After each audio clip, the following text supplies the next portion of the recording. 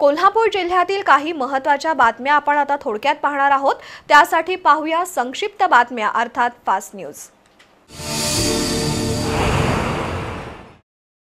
महापुरामुळे कोल्हापूर शहरात अनेक ठिकाणी वाहतुकीची कोंडी झाली होती। विशेषतः विनस कॉर्नर परिसरात पाणी आल्यामुळे दसरा चौक कोंडावळ हे रस्ते बंद झाले होते। त्यामुळे विनस कॉर्नर परिसरात वारंवार वाहतुकीची कोंडी व्हायची।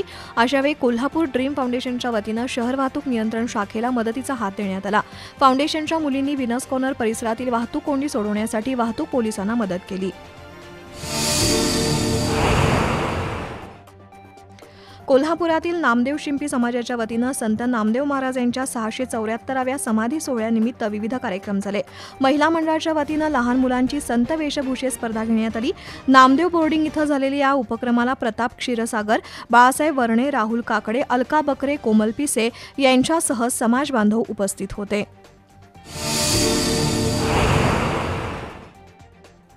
देवांगकोष्टी समाज चौंडेश्वरी मंदिर आणि बोर्डिंग संस्थेची वार्षिक सर्वसाधारण सभा चौंडेश्वरी हॉलमध्ये संपन्न झाली। सेक्रेटरी गजानन समंग यांनी अहवाल वाचन केलं। दोन्ही संस्थांची सुधारित घटना दुरुस्ती वाचून दाखवली। तसंच सदस्यांच्या प्रश्नांना अध्यक्ष राजेंद्र ढवळे यांनी समाधानकारक उत्तरे दिली। यावेळी संस्थेच्या भावी योजना आणि संचालक मंडळाने केलेल्या कामांचा त्यांनी आढावा घेतला।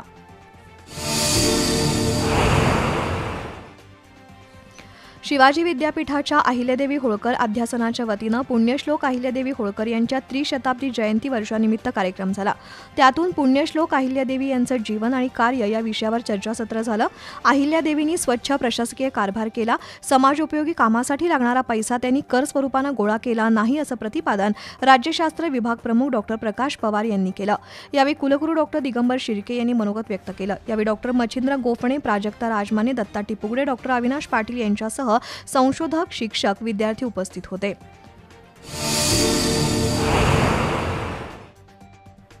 रोटरी क्लब ऑफ कोल्हापूरच्या वतीने पूरग्रस्त नागरिकांना जीवनावश्यक वस्तू आणि जनावरांसाठी चारा उपलब्ध करून देण्यात आला। तसंच पुराच्या पार्श्वभूमीवर बंदोबस्तासाठी असलेल्या पोलिसांनाही अल्पोपहार देण्यात आला। विशेष म्हणजे पूरग्रस्त कुटुंबातील लहान मुलांना जीवनावश्यक वस्तू आणि पदार्थांचं वाटप करण्यात आलं। Rotary club of Kolhapur mid town फिनिक्सच्या प्रेरणा जाधव, झोनल प्रमुख भाग्यश्री सारडा, दीपमाला सिंग, प्रत्युष दोशी, मयंक राठोड आणि विद्यार्थ्यांनी हा उपक्रम राबवला।